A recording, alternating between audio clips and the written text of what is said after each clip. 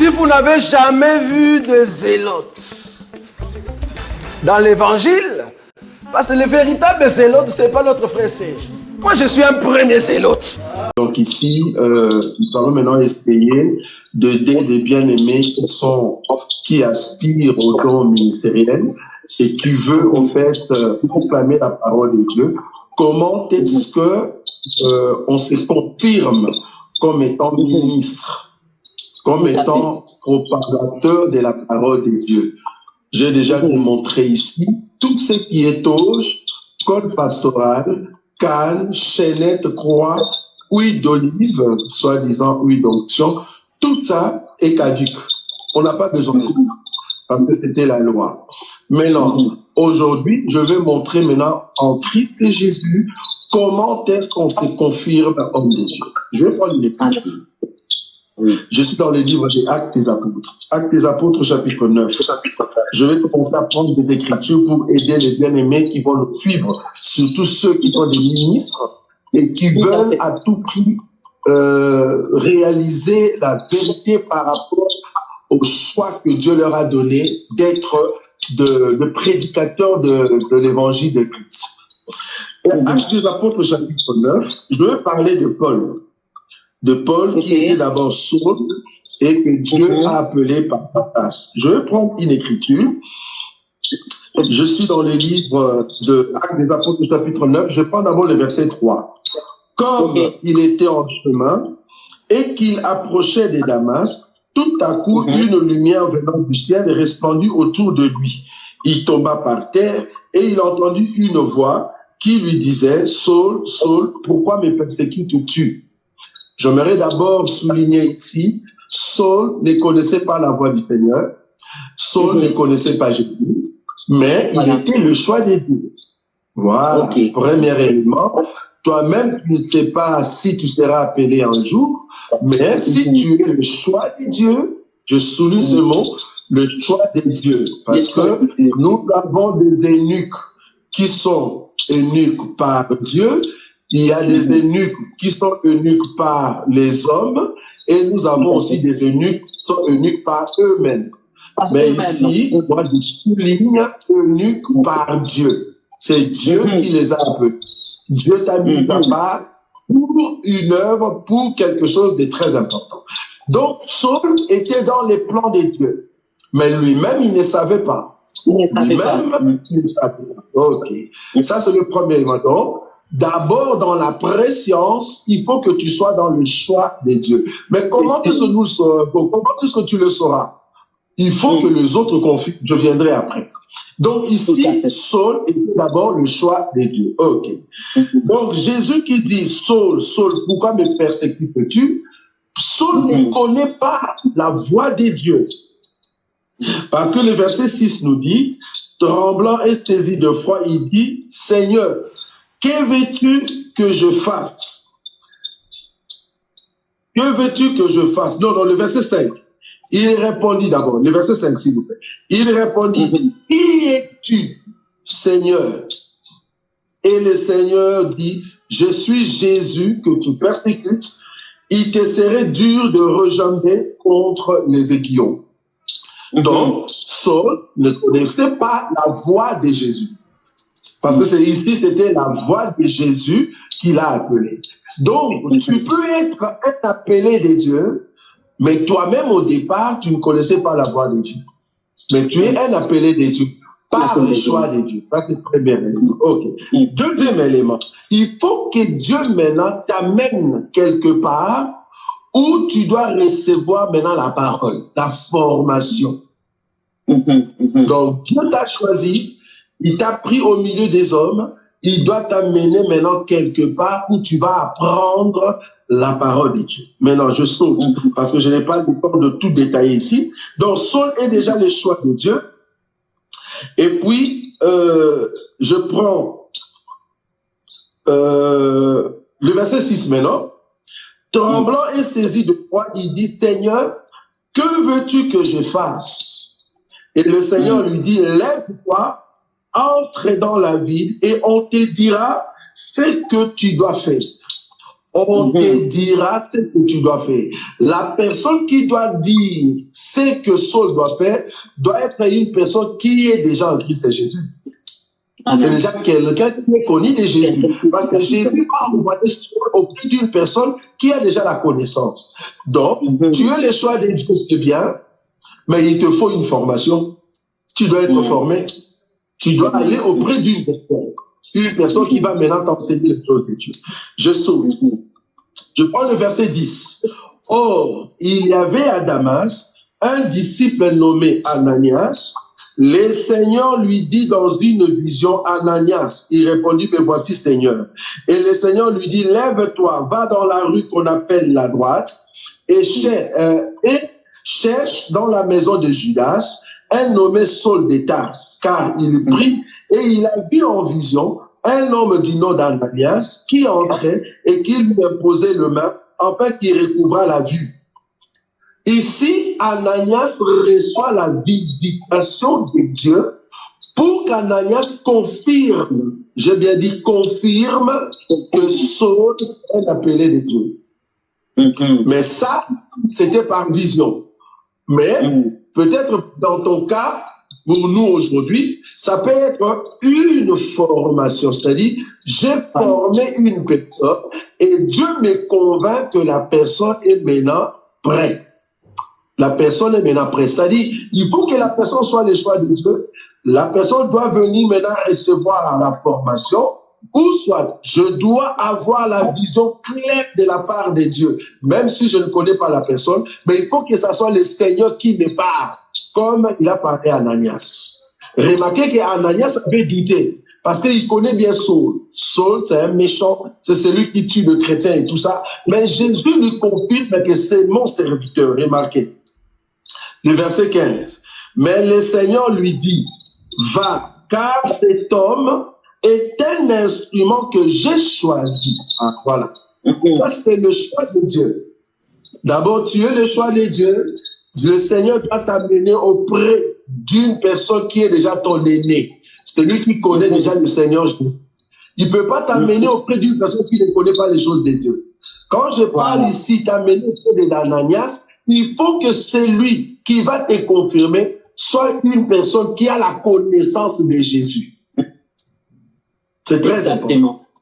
Tu es le choix de Dieu, on t'amène auprès d'Ananias. Ananias qui connaît bien Jésus, qui a la connaissance de Jésus. C'est Ananias maintenant qui va confirmer. Comment est-ce que la confirmation va se faire? Donc, le verset 15.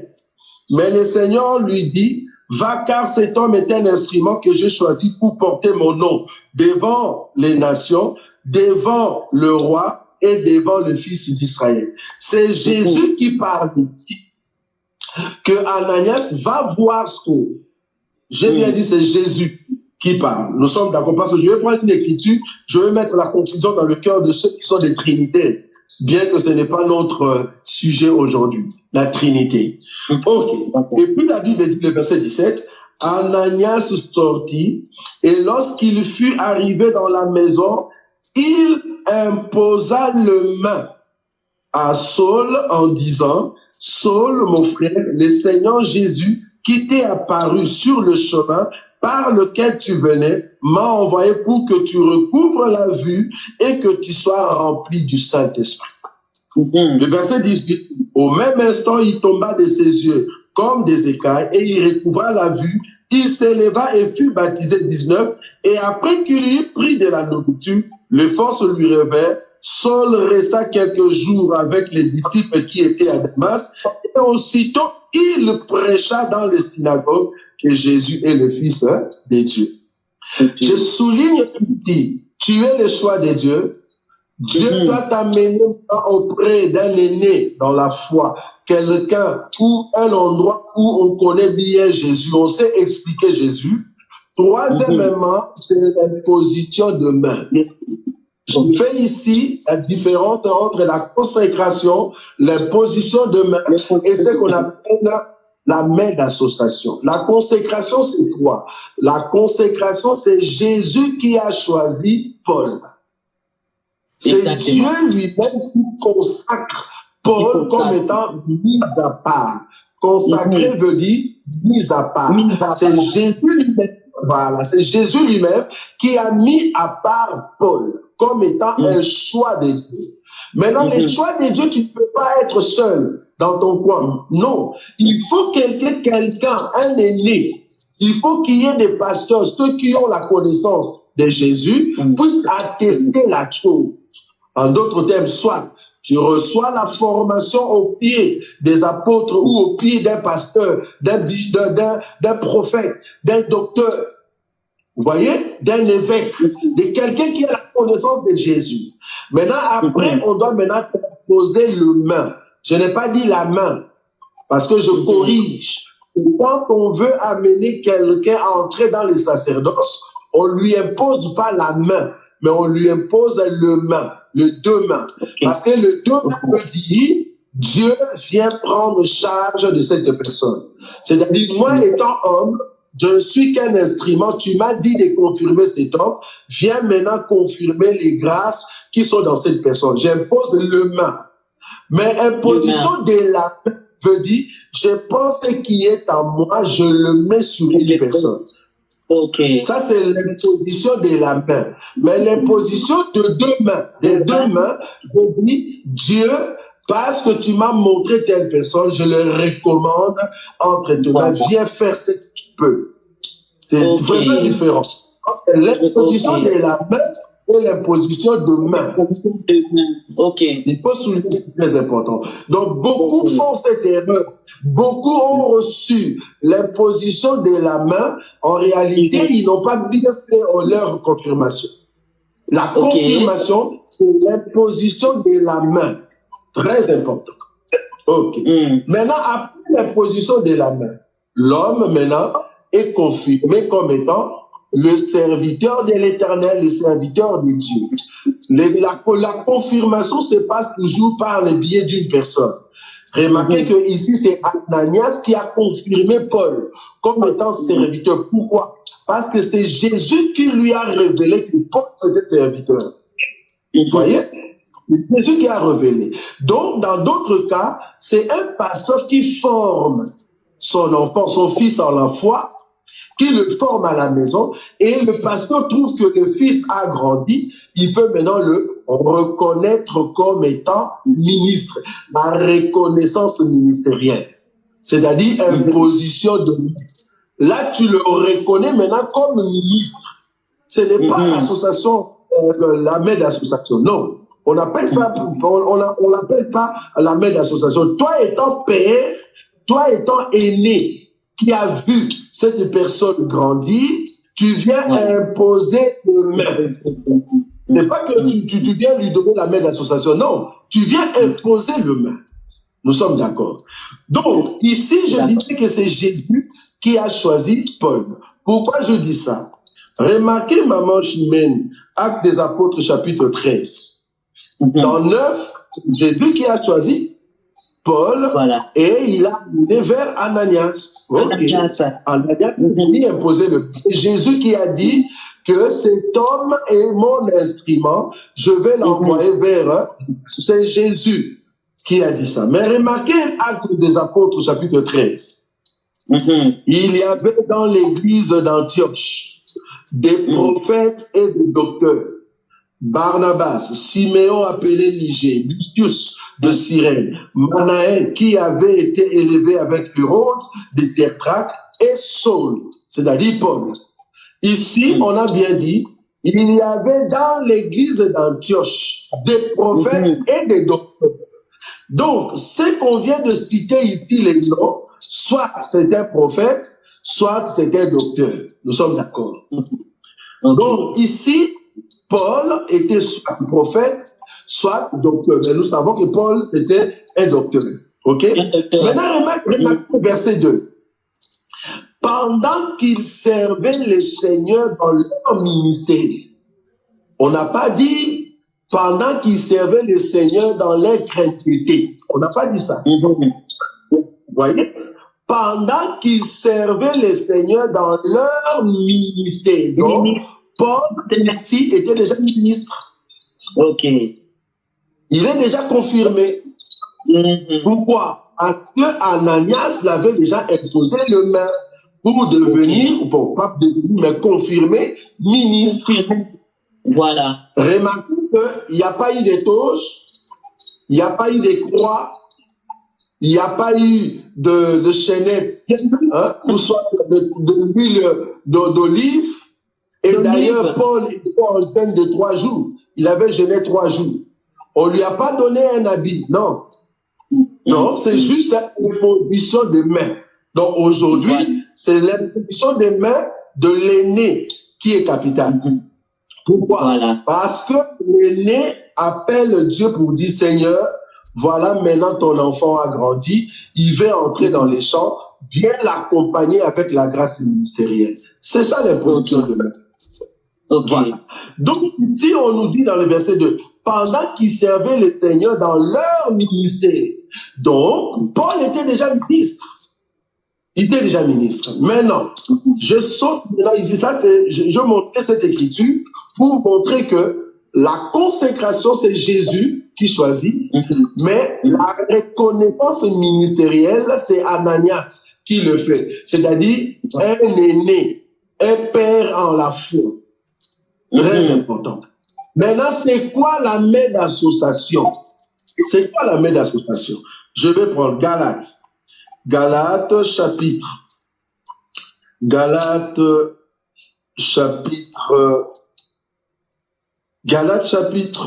2, si je ne m'abuse pas. Galates chapitre 2, je prends quelle écriture ici?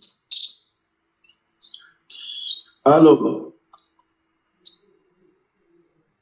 je prends le verset 2, même le premier verset, 14 ans, écoutez bien, 14 ans après, j'ai monté de nouveau à Jérusalem avec Barnabas, ayant aussi pris avec moi. 14 ans après. Verset 2.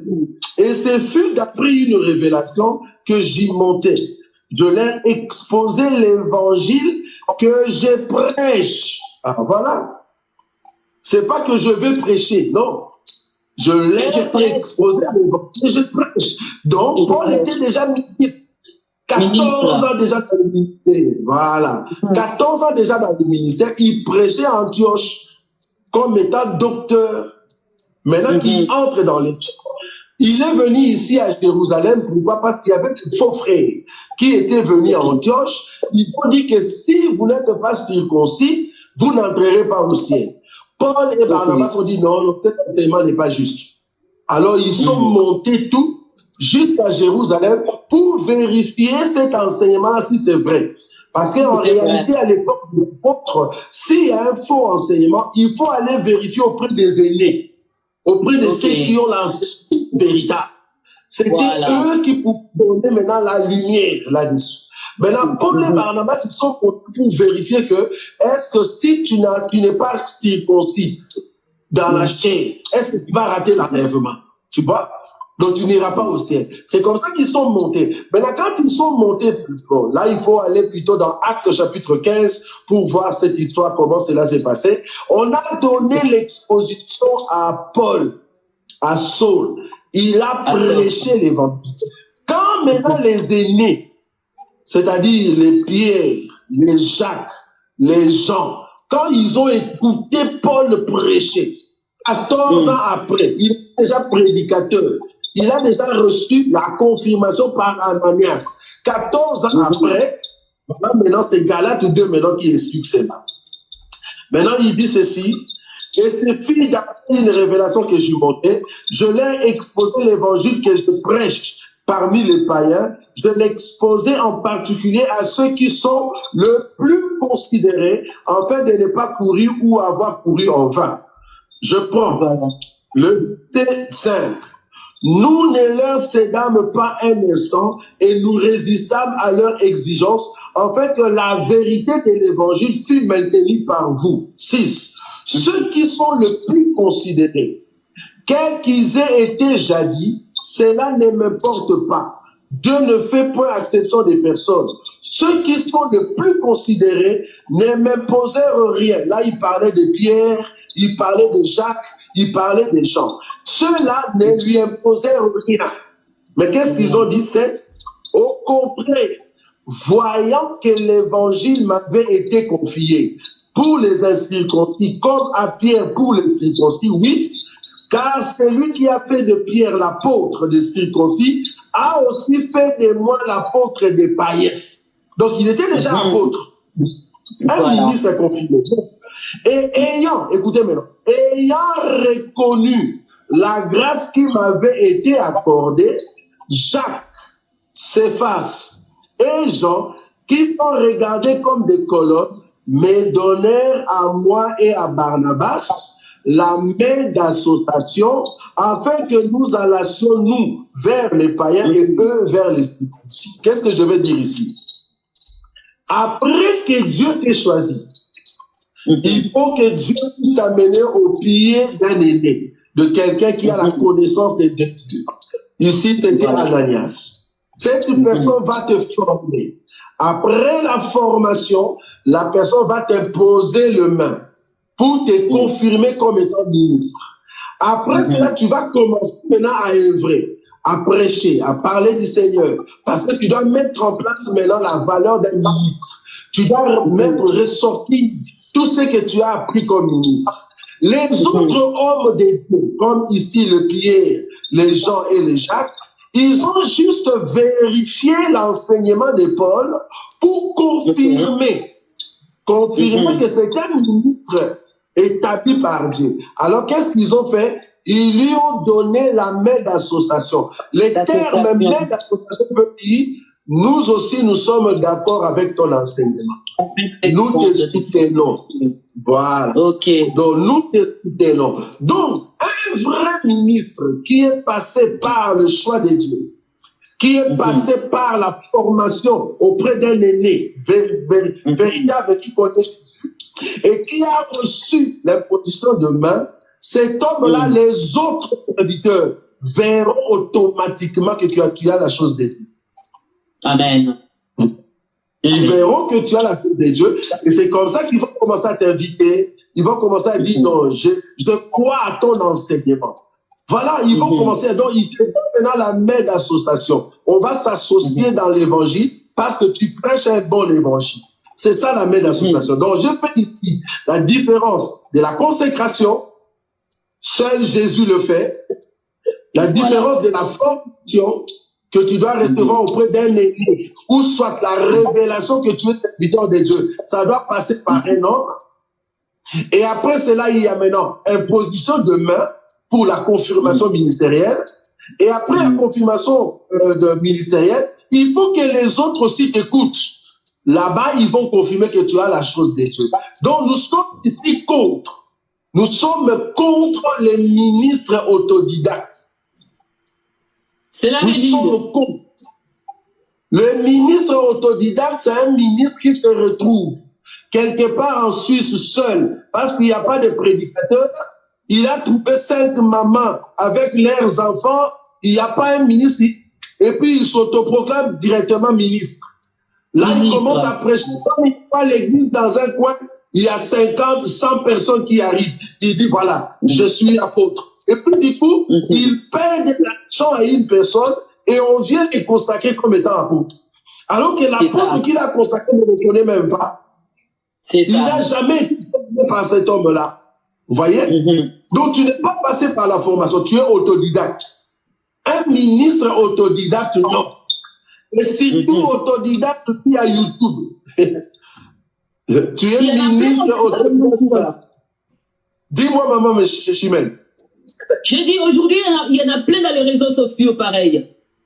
Voilà. C'est-à-dire, un autodidacte YouTube, il a suivi tel prédicateur, il a suivi tel enseignement, tellement qu'il a fait 3 ans. Il a compris les choses, mais il ne veut pas que quelqu'un le forme comme il faut. Tu vas l'entendre, il va dire, moi je suivais telle personne et aujourd'hui je suis devenu apôtre. Je suis devenu prophète. Hein? Donc tu suis un prophète qui donne des dons prophétiques et toi aussi tu tu essaies d'évoluer dans la prophétie, tu deviens prophète. Mais prophète par YouTube. Non. Voilà. Si tu ne peux passer au pied d'un aîné, au pied des apôtres, au pied des prophètes, non, c'est pas possible. Tu dois recevoir la formation. Sans la formation, alors il faut que Dieu puisse nous révéler comme il a fait avec Ananias. Là, nous disons, c'est Dieu lui-même qui est venu nous dire. Parce que c'est Dieu qui a dit à Moïse, n'est-ce pas qu'il y a ton frère Aaron? Mais Moïse ne savait pas qu'Aaron était aussi serviteur. C'est Dieu qui lui a dit, que non, n'est-ce pas qu'il y a aussi ton frère Aaron? Je vais l'amener vers toi, il va t'aider dans cette œuvre. Là, c'est Dieu qui a envoyé Aaron. Là, dans ces cas, nous ne pouvons rien faire. Mais cependant, laisse aussi le temps que les autres vérifient si tu as la chose de Dieu. Voilà un peu le procédure d'un bon ministre aujourd'hui. Parce que aujourd'hui, nous avons des ministres, tu te dis, comment est-ce que tu es devenu ministre? Tu n'as même pas choisi de Dieu.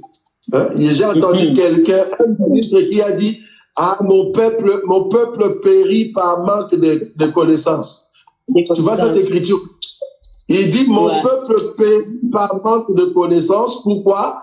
Parce qu'il a vu un ministre qui crachait de l'eau sur une dame. Et lui, il a dit, mon peuple périt par manque de connaissances. Non.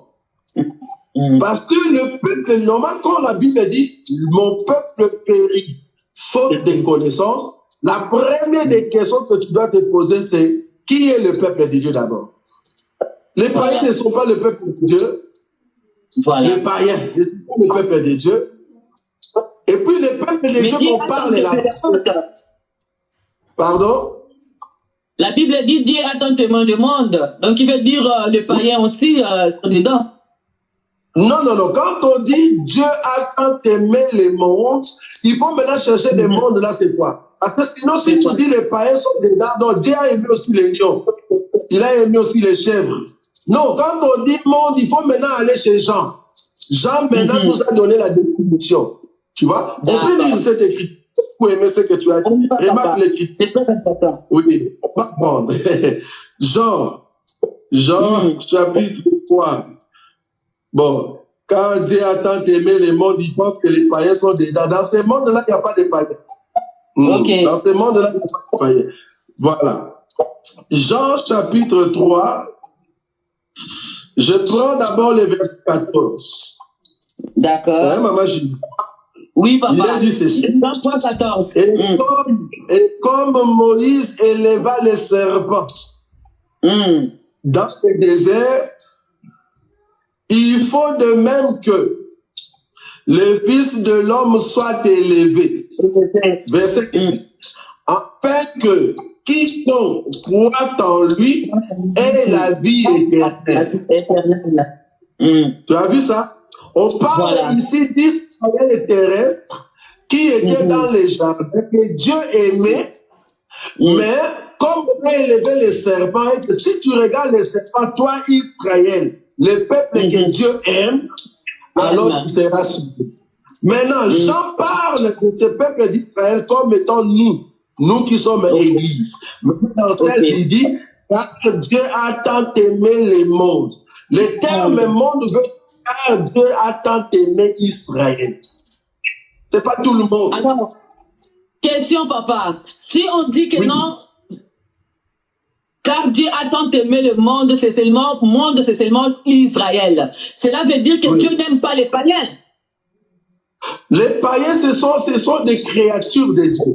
Les païens, aujourd'hui, on le voit comme des animaux. C'est pour cela qu'on appelle l'homme animal. L'homme animal. Voilà. Dieu le voit comme des animaux. Pourquoi il le voit comme des animaux? Parce qu'un païen est dirigé par un animal qu'on appelle le démon. Les démons, ce sont des animaux. Vous voyez?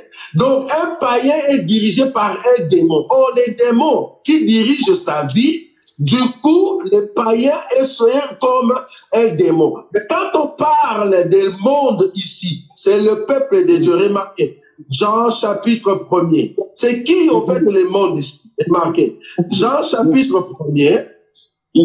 Je prends l'écriture ici, maman Chimène.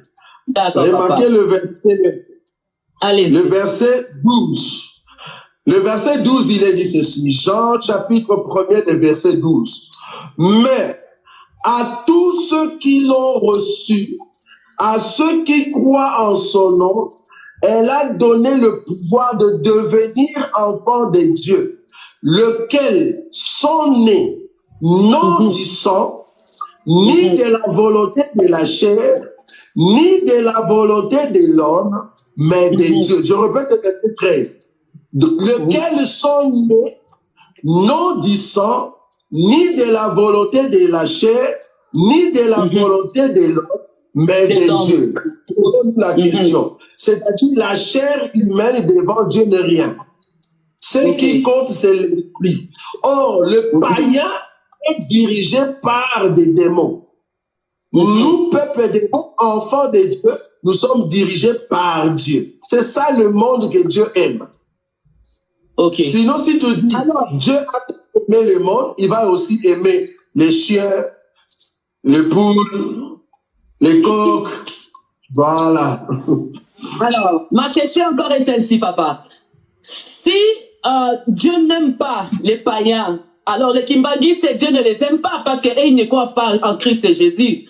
Les bouddhistes, ceux qui sont de Mahomet ou de Rose-Croix, toutes ces personnes, Dieu ne les aime pas alors.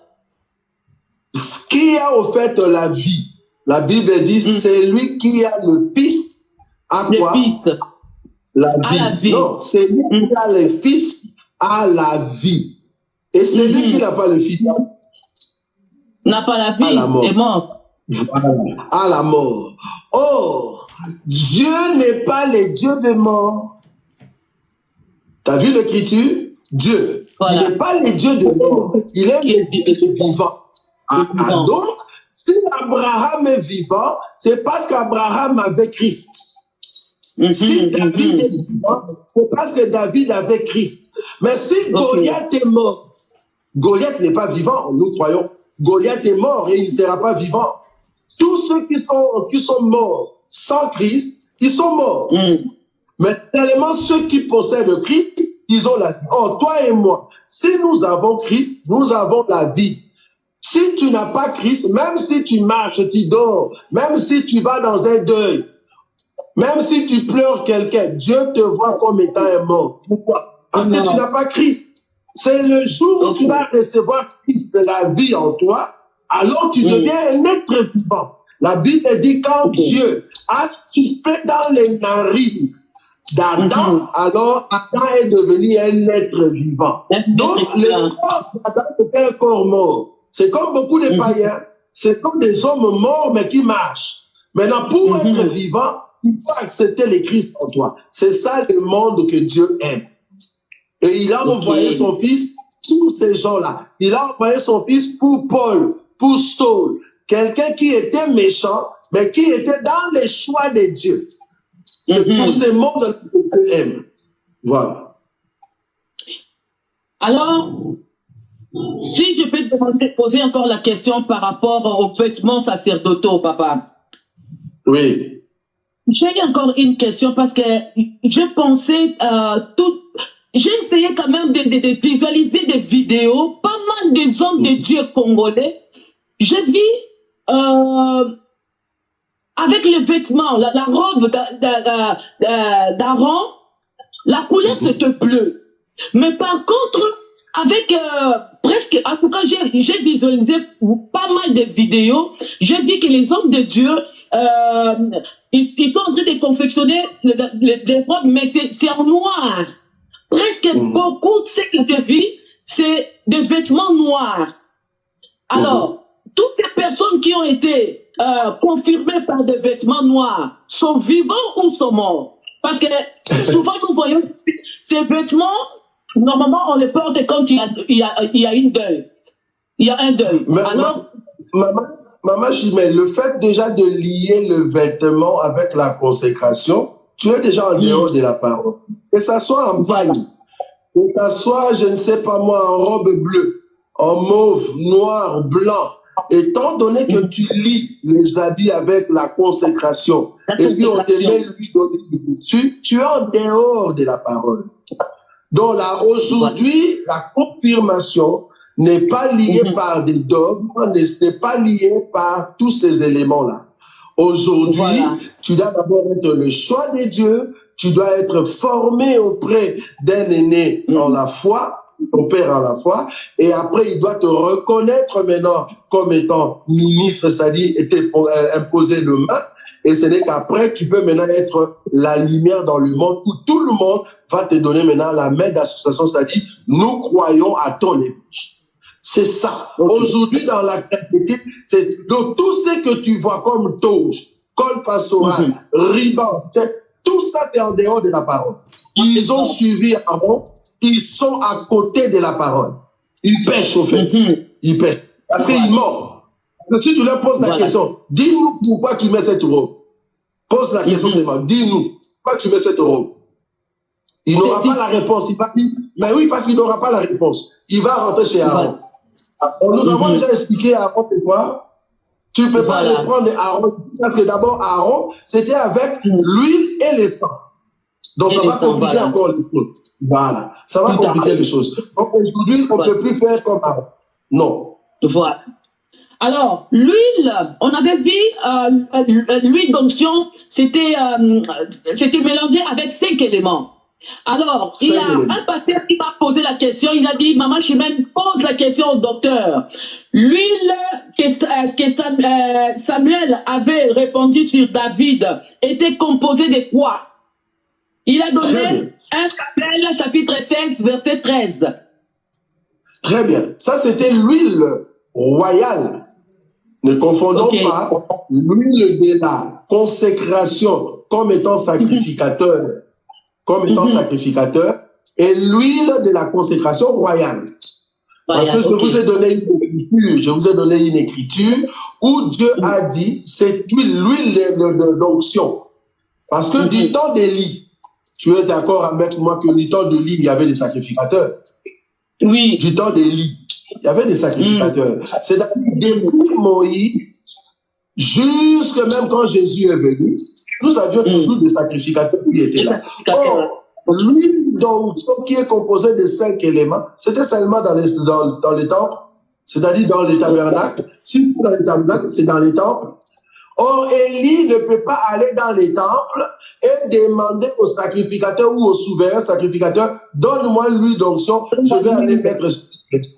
Non, parce que Dieu déjà avait dit, l'huile en question, on n'en mettra pas sur un homme. C'était seulement pour les sacerdoces. Maintenant, du coup, si eux, ils me disaient, par exemple, que l'huile dans la Bible symbolise le Saint-Esprit, je dis oui. Je ne contredis pas, je dis amen. Dans l'ancienne alliance, pour montrer qu'une personne a le Saint-Esprit, on mettait l'huile sur la tête, comme David, je dis amen. Mais est-ce qu'il faut le mettre encore aujourd'hui? Non. Aujourd'hui, voilà. Aujourd'hui, non. C'est-à-dire, après la croix, nous ne pouvons plus mettre l'huile. Parce que l'huile, maintenant, est représentée par la personne du Saint-Esprit déjà en nous. Parce qu'à l'époque, le Saint-Esprit appliquait seulement aux gens consacrés. C'est-à-dire, si tu es consacré, c'est seulement que le Saint-Esprit va habiter. Mais or, aujourd'hui, ce n'est plus le cas. Donc, l'huile qu'Élie utilisait, ce n'est pas l'huile d'onction avec le Saint-Esprit. Tu ne verras pas une écriture comme ça. Il n'y a pas une écriture qui dit cela. L'écriture nous dit seulement, il a pris l'huile comme étant signe de la consécration. Il a même cela pour mettre sur la tête de David. Mais on ne nous a pas dit si cette huile-là, c'est pas l'huile d'onction. Parce que l'huile d'onction, c'était dans les temples. Donc, il fallait trouver une écriture où les prophètes allaient dans les temples pour demander l'huile d'onction. Bon, il se pourrait qu'il y ait une écriture comme ça. Mais en tout cas, pour Élie, ou soit Samuel, il n'y a pas une écriture où Samuel a consacré David avec de l'huile qu'il a pris dans les temples. Non, il n'y en a pas. À moins que, je souligne ici, à moins qu'on me dise, là aussi je serai d'accord, à moins qu'on me dise, Samuel étant aussi sacrificateur. Vous voyez? Pourquoi? Parce que Samuel était un sacrificateur. Il travaillait avec Élie, pas Élie le tishibite, le prophète, mais Élie le sacrificateur. Et c'est qui a des un job, sacrificateurs. des enfants. Comme Samuel était dans le temple, alors il se pourrait, je dis, il se pourrait, parce que noir sur blanc, on n'a pas dit que lui, la question s'appelle dit, c'est lui d'onction. Il se pourrait que lui, que Samuel a pris, c'était l'huile d'onction pour venir maintenant consacrer David. Mais noir sur blanc, on ne nous a pas dit que l'huile en question, c'était l'huile d'onction qui est composée de 5 éléments. On ne nous a pas dit ça. On ne nous a pas dit ça. Alors là, la fois passée, j'ai publié une vidéo où on voit l'homme de Dieu toujours au Congo, parce que ces choses, ça commence toujours au Congo, qui confirmait un frère avec 2 bidons d'huile, parce qu'il y avait déjà, je ne sais pas si c'était, il prenait la douche avec l'huile, vraiment, c'était énorme. Bon, là, ce n'est pas la consécration, ça c'est douche. Douche d'huile. On appelle ça douche d'huile. Parce que il a lavé avec l'huile. Bon, quelle huile? Huile d'olive. C'est ça, c'est là-bas qu'on dit qu'il y a un problème. Il faut nous montrer dans la Bible, là où il y a huile d'olive, qu'on est en train de consacrer un sacrificateur. Il n'y en a pas. Parce que la Bible dit c'est dans la bouche du sacrificateur qu'on trouve la science. Donc tout homme de Dieu est censé avoir l'huile, mais spirituelle. Mais là, quand toi tu mets l'huile d'olive, il faut nous montrer une écriture où les sacrificateurs, on les consacre avec l'huile d'olive. Il n'y en a pas. Il n'y en a pas. Et ceux qui viennent encore avec des cornes, c'est plus encore. Plus grave encore, parce qu'ils n'ont pas compris, en fait, c'est quoi la corne. C'est quoi la corne aujourd'hui? La corne, c'est la force du Saint-Esprit. On n'a pas besoin d'avoir le corps physique. On n'a pas besoin de cela. Mais au lieu, parce que si eux, ils veulent suivre tout ce qui est dans la loi, c'est-à-dire avant la croix, mais mettez aussi dans vos robes des clochettes, c'est qu'on a dit la fois passée, des clochettes pour personne. Voilà. Mettez aussi des clochettes dans vos habits, mettez aussi des pierres comme Aaron. Comme ça, on sait que vous suivez vraiment Aaron à la loupe, quoi. Vous amenez des cornes qui étaient au fait des trompettes. Et à part le corne, il y avait aussi des cornes qui servaient comme des vases qu'on mettait huile à l'intérieur. Or, aujourd'hui, notre corne qui a été coupé, sacrifié à la croix, c'est notre Seigneur Jésus-Christ qui nous donne la force du Saint-Esprit. C'est ça l'explication de la corne avec l'huile. La corne veut dire la force de notre Seigneur qui s'est sacrifié à la croix et qui nous donne la puissance du Saint-Esprit. Voilà. Il y a quelque chose là qui m'a tiqué, là où vous avez dit, quand il y a la confirmation, il faut confirmer avec les 2 mains. Les 2 mains. Par une main. Alors, par une main. Alors, je ne sais pas, parce que j'ai quand même passé mon temps de regarder toutes ces choses, papa. J'ai vu, il y en a qui posent qu'une seule main. Erreur. Pour la confirmation. Alors, toutes ces personnes qui sont passées par des serviteurs de Dieu qui ont posé qu'une seule main doivent recommencer encore la confirmation, ou c'est déjà bon? Parce que l'acte de l'imposition de main, c'est un acte doctrinal. Tout ce qui est acte doctrinal mal posé, il faut reprendre. C'est pour ça que nous interpellons tous les hommes de Dieu. Tous ceux qui ont fait l'imposition de la main, ils ont très mal fait. Bon, j'ai vu quelqu'un qui fait l'imposition de main. Pourquoi? Parce qu'il tient le micro ici et puis il pose sa main. Tu vois? Donc il pose sa main. Pourquoi? Parce qu'il a le micro. Mais pourquoi ne pas donner le micro? Parce que du temps de Pierre, il y avait pas de micro. Quand la Bible dit, ça s'appelle imposition des mains. C'est imposition des mains. Parce que nous avons l'explication de l'imposition de main et l'imposition de la main. Ce n'est pas la même chose. Voilà. L'imposition de la main, ça veut dire, je prends ce qui est en moi, je te le communique. Ça s'appelle imposition de la main. Quand je viens imposer ma main sur l'animal, tu vois, comme dans le temps de Moïse, j'impose ma main sur l'animal. Mes péchés, ce qui est en moi, est sous-entendu entrer dans l'animal par le signe de l'imposition de la main. Donc, un pasteur qui fait l'imposition de la main, c'est comme s'il communiquait sa vie. C'est pour cela, remarquez beaucoup d'entre eux. Son papa, c'est lui qui fait l'imposition de la main. Tellement que c'était un impudique, lui aussi devient impudique. Elle, c'était un homosexuel, lui aussi devient homosexuel. Pourquoi? Parce qu'il a fait l'imposition de la main. Il a communiqué ce que lui, il a. Si c'est un voleur, il pourrait être jupon. Donc, son fils aussi sera la même chose. Ça va pas? La même chose. Voilà. Donc, on avait fait l'imposition de la main. Encore une question, papa. Par rapport à... et là, on a parlé des trois serviteurs. Il y a ce que Dieu lui-même a choisi, ce que les hommes ont choisi, et ce qui se sont choisis par eux-mêmes. Par lui-même, voilà. Aujourd'hui, dans nos églises, nous voyons, il y a tant de rébellions qui se passent dans l'église. Et nous voyons même des fils qui se rébellent contre leur père. Après, ils vont leur propre église. Ces serviteurs, pareil, on va toujours les appeler des serviteurs choisis par Dieu ou ils sont des faux. Déjà, la rébellion n'est pas de Dieu. La rébellion vient de l'ennemi. C'est Satan qui s'est rebellé et c'est Satan qui amène cet esprit de rébellion. Remarquez qu'à chaque fois qu'il y a la rébellion, c'est parce que quelque part, il y a un peu la comparaison où la personne veut être autonome. C'est là-bas qu'il y a la rébellion qui arrive. Ou soit la personne n'a pas bien mangé, n'a pas bien compris au fait la vision que Dieu a donnée par les aînés. Et c'est là-bas que la personne se rebelle. Parce que la rébellion ne vient pas de Dieu, ça vient toujours de l'ennemi. Ou soit, il y a d'autres serviteurs en dehors qui alimentent de mauvaises compagnies dans l'église des complots contre les pasteurs qui est en place. Ça aussi. Donc, si tu as des enfants faibles, ils vont accepter au fait la voix de ces gens-là. Donc, la rébellion, ça vient toujours de l'ennemi. Maintenant, du coup, est-ce qu'il faut les appeler fils ou bien serviteurs de Dieu? En réalité, quelqu'un qui s'est rébellé, nous ne pouvons pas l'appeler serviteur. Non, tu vis dans la rébellion. Non, tu vis dans la rébellion. En réalité, tu dois reconnaître que ce que tu as fait, ça vient de l'ennemi.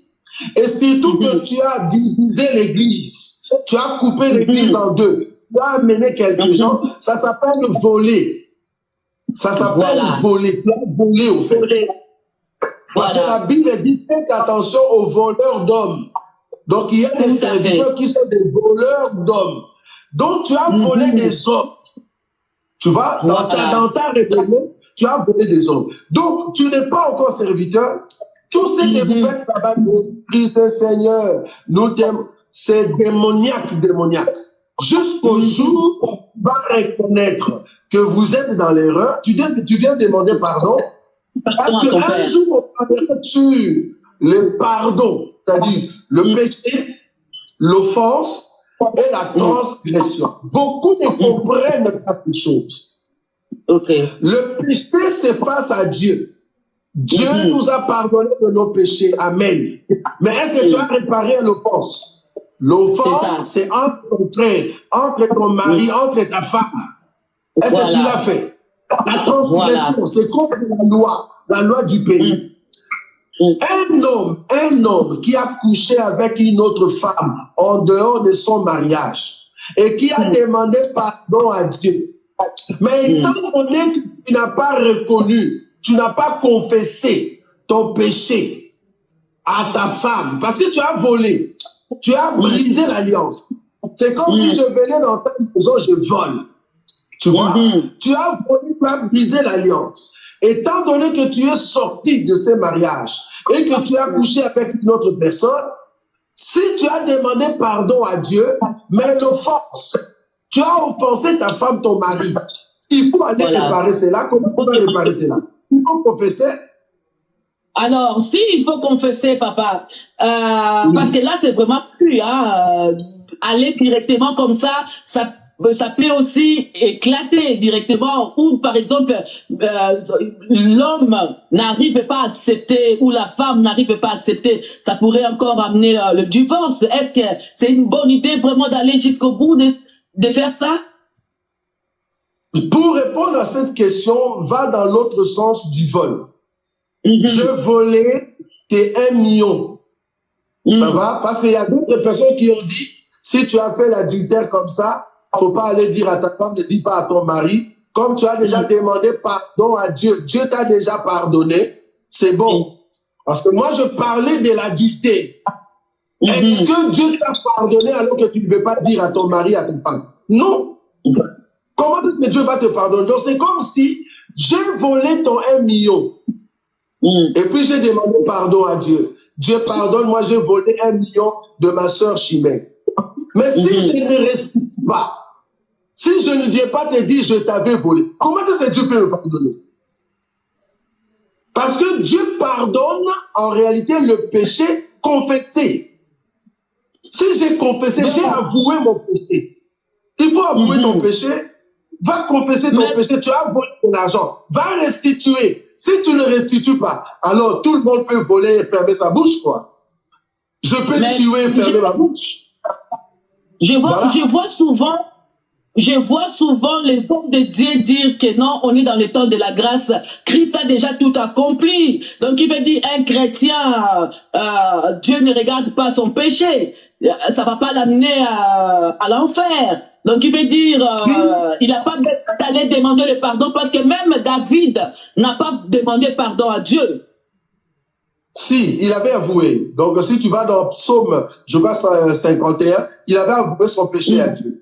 Donc, ici, ben, ceux qui disent que Christ, nous sommes déjà au temps de la grâce, non, ils ont tort.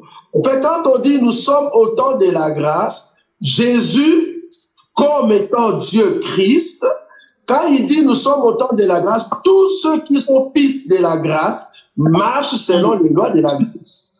Or, les lois de la grâce est que tu ne pêches plus. En d'autres termes, je ne peux plus aller tomber dans l'adultère.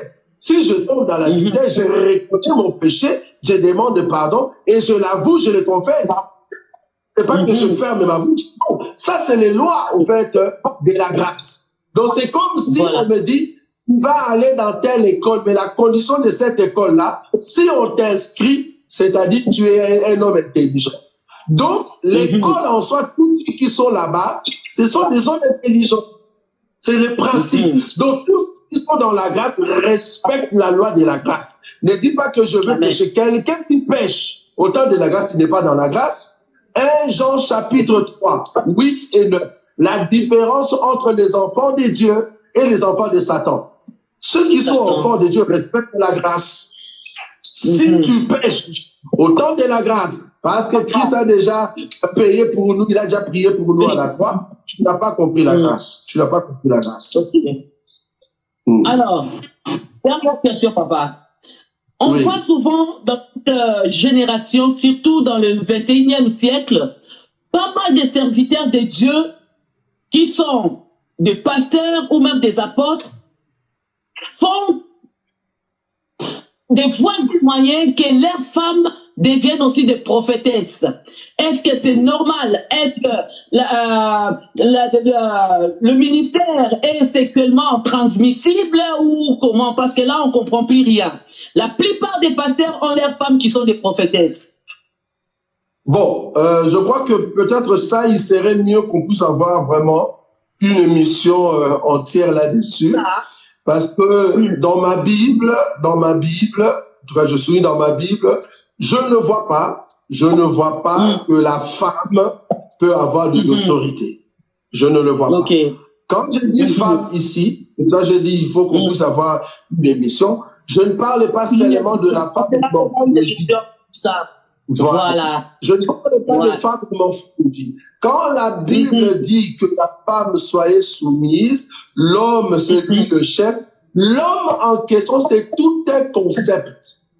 Femme, c'est tout un concept. Maintenant, il faut définir d'abord les concepts femmes, les concepts hommes, et c'est comme ça que nous allons arriver dans la conclusion pour comprendre qu'en réalité, la femme ne peut pas avoir d'autorité sur l'homme. La femme ne peut pas prêcher, en tout cas dans l'assemblée de saints. Et là-bas, nous allons définir tous ces éléments, mais ça viendra après. Ça viendra après, d'accord, il n'y a pas de souci, papa. Merci beaucoup. Alors, pour tous ces personnes qui étaient là, j'aimerais quand même donner 5 minutes à l'homme de Dieu pour donner votre dernier mot, conseil concernant ces thèmes dont nous avons parlé tout à l'heure. Voilà, donc ici, le conseil que je peux donner concernant la confirmation. Si tu es un homme de Dieu et que tu as la chose de Dieu, il n'y a aucun homme qui peut t'étouffer. Sois sûr. Il n'y a aucun homme qui peut t'étouffer. Si tu es sûr que tu es le choix de Dieu, vouloir ou pas, Dieu doit t'envoyer vers un Ananias, quelqu'un qui va te former. Là-bas, tu auras la formation pour bien comprendre qui est Jésus. Et ce n'est qu'après, Ananias va te confirmer comme étant ministre pour que tu puisses entrer dans les champs. Et quand tu vas commencer à parler, vu que tu as le Saint-Esprit, les autres vont confirmer aussi que cet homme a vraiment la chose de Dieu. Ils vont te donner la main d'association. Donc, la confirmation vient d'abord par le choix de Dieu, ça c'est la consécration. Après maintenant, la formation auprès d'un aîné en la foi. Et l'aîné en question doit maintenant imposer le main sur toi pour te laisser entre les mains du Seigneur dans ton ministère. Et ce n'est qu'après, tout le monde va te donner la main d'association. Donc, si tu es pressé, tu brises au fait ces étapes, c'est là-bas que tu auras des difficultés un jour quand tu vas commencer à progresser dans la foi. Donc, un conseil que je peux donner aux ministres, je peux donner à ceux qui se disent pasteurs, prophètes, docteurs, évangélistes et apôtres, si réellement vous avez les ministères en vous, ou soit vous aspirez à ces ministères, ne soyez pas pressés. Ne soyez pas pressés, apprenez. Parce qu'il y a toujours un terrain où Dieu va vous envoyer pour prêcher.